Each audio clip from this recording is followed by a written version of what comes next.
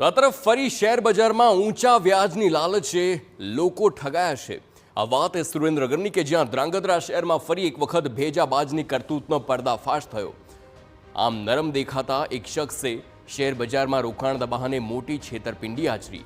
પ્રશાંત વાઘેલા નામના શખ્સે લોકોને શેરમાં વધુ વ્યાજ આપવાની લાલચે 30 થી 40 લોકોને ફસાવ્યા અને તેમની પાસેથી લગભગ 1 કરોડ 35 લાખ રૂપિયા પડાવ્યા।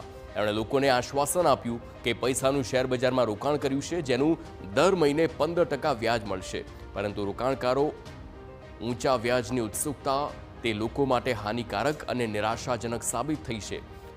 વેપારીથી લઈને નિવૃત્ત લોકો સુધી આ વ્યક્તિઓએ પોતાના નાણાં ગુમાવ્યા છે અને ઠગાઈ આચરવામાં આવી છે।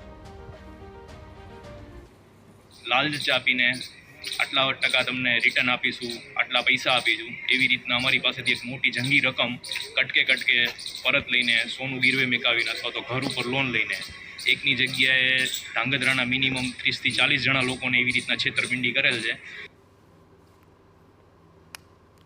તો આરોપી છેતરપિંડી કર્યા બાદ નાસી છૂટી ગયો હતો, પરંતુ પોલીસની ચપળતાના કારણે તેને ઝડપી લેવામાં આવ્યો છે। હાલમાં પોલીસે કોર્ટમાંથી 5 દિવસના રિમાન્ડ મેળવીને કડક પૂછપરછ હાથ ધરી છે।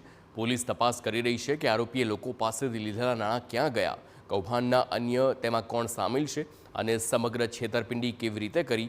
તો બીજી તરફ રોકાણકારોમાં પણ ચિંતા છે કે શું તેમણે ગુમાવેલા નાણાં પાછા મળશે કે નહીં।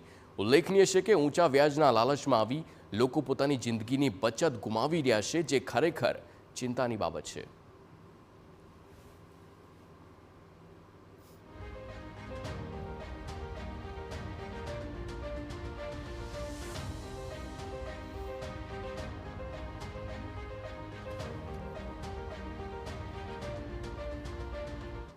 આમના આરોપીઓ જે પ્રશાંતભાઈ છે તેઓએ ધ્રાંગધ્રા શહેરના રહીશોને શેર બજારની અંદર નાણાં રોકવાના બહાને અને દર માસે 15% જેટલું રિટર્ન આપવાના બહાને 1 કરોડ 35 લાખ રોકાવેલ અને છેલ્લા ઘણા સમયથી આ ફરિયાદ નોંધાયા બાદ તેઓ નાસ્તા ફરતા હતા અને ગઈકાલે ધ્રાંગધ્રા સિટી પોલીસે આ કામના આરોપી પ્રશાંતભાઈને અટક કરેલ છે અને 5 દિવસના હાલ રિમાન્ડ ઉપર છે।